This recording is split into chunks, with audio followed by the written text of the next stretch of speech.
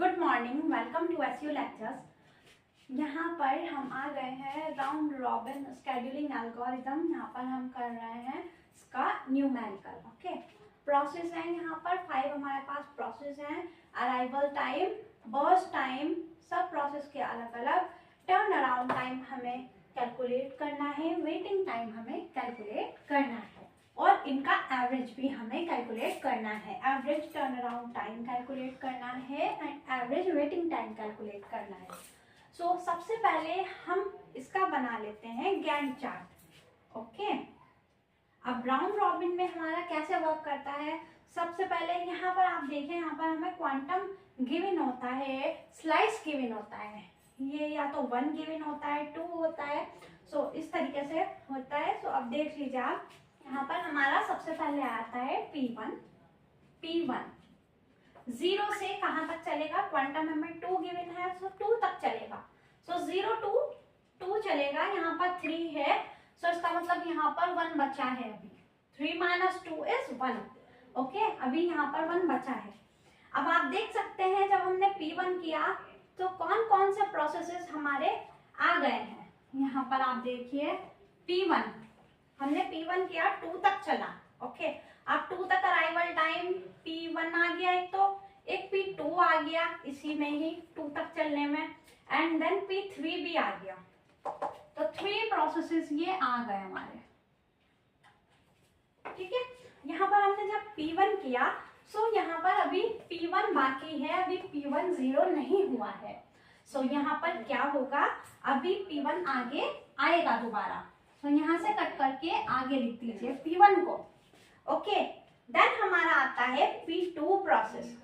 P2 यहाँ पर आप लिखिए। P2 प्रोसेस भी कितना चलेगा, क्वांटम में 2 गिवन है, देन 2 चलेगा। सो मतलब P2 हमारा चलेगा 2, 4, 2 + 2 is 4।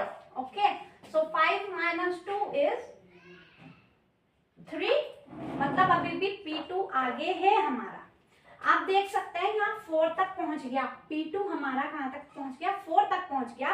तो 4 तक पहुंचने में कौन कौन से प्रोसेसेस आ गए हैं। 4 तक पहुंचने में हमारा P4 भी आ गया है, आप देख सकते हैं, एंड P5 भी आ गया है। ठीक है, सो हम यहाँ पर लिखेंगे P4 एंड P5 भी आ गया। जब तक हम P2 हमारा 2 चला, सो यहाँ 4 तक पहुंचने में P4 एंड P5 भी आ गया। एंड उसके बाद भी हमारा P2 अभी बाकी है। सो अभी हमारा P2 कंप्लीट नहीं हुआ, 0 नहीं आया। तो यहाँ पर आप P2 दोबारा लिख दीजिए एंड यहाँ से कट कर दीजिए। ठीक है, अब आया हमारा P3।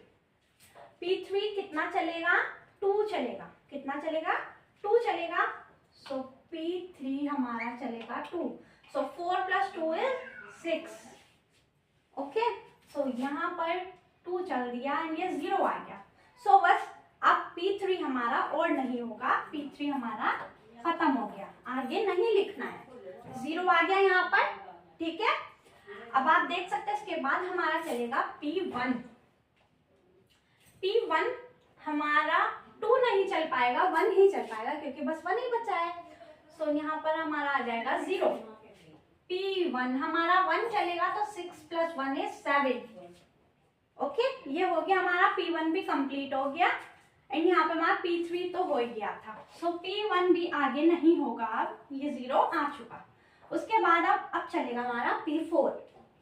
P4 चलेगा हमारा 2। P4 जब हमारा 2 चलेगा, सो यहाँ पर हमारा आ गया 9। ठीक है, एंड 5 - 2 is 3। ओके, सो अभी भी बाकी है P4 यहाँ पर। सो अभी P4 पूरा नहीं हुआ है, सो आप यहाँ पर लिख दीजिए। अब देखिए, अब आता है हमारा P5। P5 भी हमारा अभी 2 चलेगा। ओके, P5 2 चलेगा अभी। तो यहाँ पर बचेगा हमारा 3। तो 2 चलेगा, सो यहाँ 11 आ गया।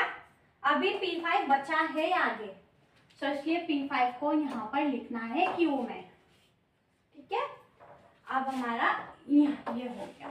अब P2 देख लीजिए आप, P2 आ गया। P2 में यहाँ पे हमें 2 चलना है, 13 आ जाएगा। 11 + 2 = 13 आ जाएगा एंड यहाँ बचेगा हमारा 1। अभी आगे P2 बाकी है, सो यहाँ पर हमारा आ जाएगा P2। ठीक है, अब हमें चलना है P4। P4 देख सकते हैं आप, ये रहा। ठीक है, 2 चलना है हमें, सो 13 + 2 = यहाँ पर हमें P4 चलना है। 13 + 2 = 15 और यहाँ पर हमारा फिर बचेगा 1। अभी भी आगे है हमारा P4। ठीक है, अभी भी 0 नहीं आया है, सो P4 फिर से आएगा और ये हो गया। अब हमारा आता है P5। ठीक है, P5 कितना चलेगा? 2 चलेगा। 3 है यहाँ पर, 2 चलेगा, तो यहाँ पे 1 बचेगा। 15 + 2 = 17। ओके, सो अभी भी है बाकी P5, सो यहाँ पर लिख दीजिए आप P5 एंड ये कट कर दीजिए। ठीक है, अब आया हमारा P2। P2 चलेंगे, अब हम यहाँ पर सिर्फ 1 ही बचा है P2, सो यहाँ पर बस हम 1 ही चलेंगे। 17 + 1 = 18। ओके, 0 ये भी हो गया हमारा, ये भी हो गया एंड देन अब P2 हमारा कंप्लीट हो गया। अब हमारा आया P4। P4 भी अब हम 1 ही चलेंगे। P4 18 + 1 = 19। ठीक है, ये भी हो गया हमारा। ओके, P4 भी कंप्लीट हो गया। अब हमारा है P5।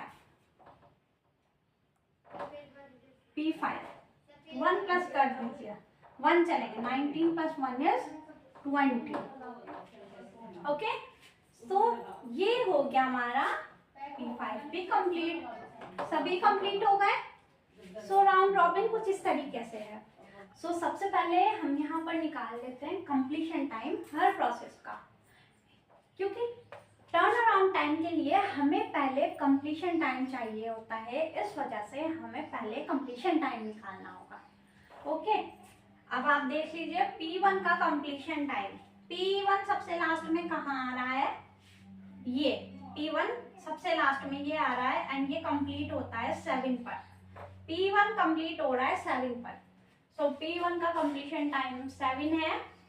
ठीक है, P2 का कंप्लीशन टाइम, P2 सबसे लास्ट में ये आ रहा है एंड P2 का कंप्लीशन टाइम है 18। P2 18 है कंप्लीशन टाइम एंड P3 सबसे लास्ट में आ रहा है यहाँ पर। P3 का कंप्लीशन टाइम 6 है एंड P4 का कंप्लीशन टाइम है हमारा 19। P5 का कंप्लीशन टाइम हमारा 20 है। ठीक है, टर्न अराउंड टाइम का फॉर्मूला है CT - AT। Okay, completion time minus arrival time.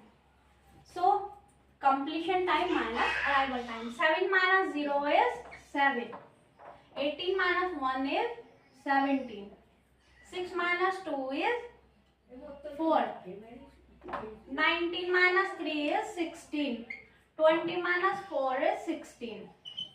Okay, तो अब हमारा आ गया वेटिंग टाइम। वेटिंग टाइम का फॉर्मूला है turn around time minus burst time. तो आप देख सकते हैं turn around time minus burst time, ये जो लिखा था पहले बर्स्ट टाइम वही यूज होगा। 7 - 3 = 4, 17 - 5 = 12,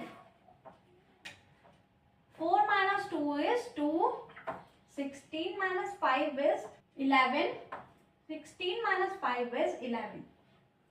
ओके, सो ये आ गया हमारा सब प्रोसेस के टर्न अराउंड टाइम एंड ये आ गए हमारे वेटिंग टाइम। ओके, सभी प्रोसेस के। उसके बाद आप देख सकते हैं यहाँ पर average waiting time and average turn around time हमें निकालने हैं।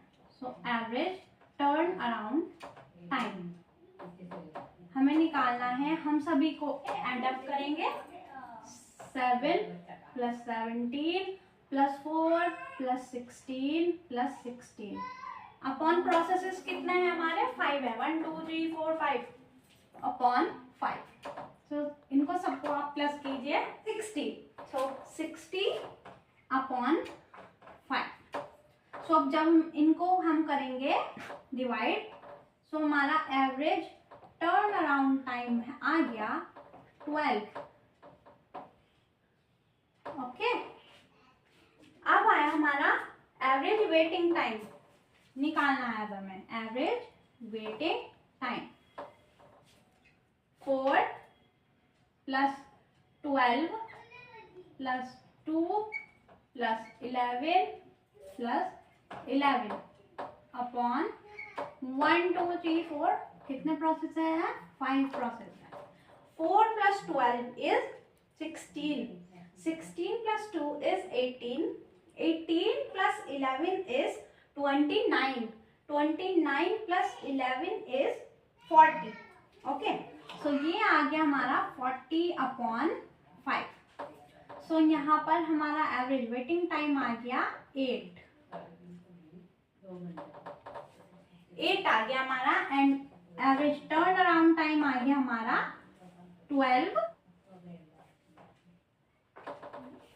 तो हमें क्या निकालना था, average waiting time and average turn around time, ये हमारे निकल गए। सो मुझे लगता है आप लोगों को ये बहुत अच्छे से समझ आ गया होगा। So please subscribe, like and share जरूर करें अपने फ्रेंड्स के साथ। Thank you.